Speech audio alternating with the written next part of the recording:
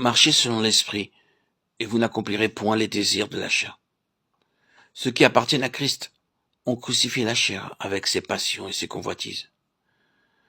Si nous vivons par l'esprit, marchons aussi par l'esprit. Galates 5, 16, 24, 25. Si nous vivons par l'esprit, marchons par l'esprit. Ces mots nous appellent à comprendre la différence qui existe entre une vie chrétienne languissante et une vie chrétienne en pleine prospérité. Le chrétien languissant se contente de vivre par l'esprit.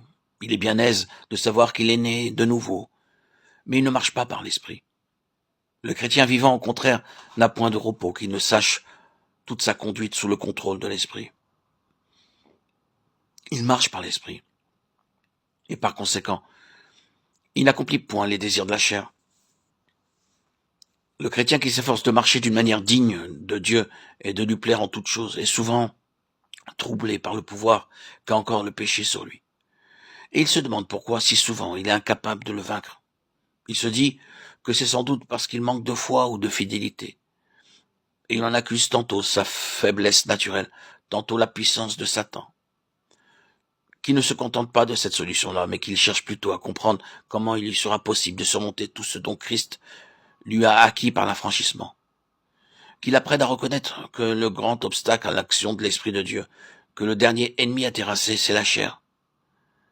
C'est quand on sait ce qu'est la chair, quand on sait comment elle agit, et comment il faut la traiter, qu'on peut la vaincre. C'est pour l'avoir ignoré que les Galates se fourvoyèrent d'une manière si fâcheuse, continuant par la chair ce qui avait été commencé par l'esprit. Galates 3.3. Par là, ils devinrent la proie de ceux qui veulent se rendre agréables selon la chair, afin de se glorifier dans la chair. Galates 6, 12, 13. Ils ne savaient pas à quel point la chair est déchue et incorrigible. Ils ne savaient pas qu'il y a tout autant de péché à se glorifier dans la chair qu'à satisfaire les convoitises de la chair. Car elle se donne alors l'apparence de servir Dieu, se chargeant de finir par la chair, ce qui avait été commencé par l'esprit. Galates 3.3. Leur ignorance à cet égard les rendait incapables de réprimer la chair avec ses passions et ses convoitises. Toujours celle-ci avait la victoire en sorte qu'ils faisaient ce qu'ils ne voulaient pas faire. Romains 7.19.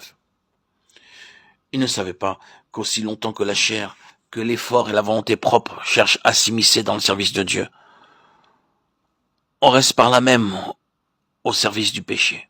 Et que le seul moyen d'empêcher la chair de faire le mal est de l'empêcher de chercher à faire le bien. C'est pour nous faire connaître ce qu'est la chair, soit à l'égard du service de Dieu, soit à l'égard du péché, que l'épître aux Galates a été écrite.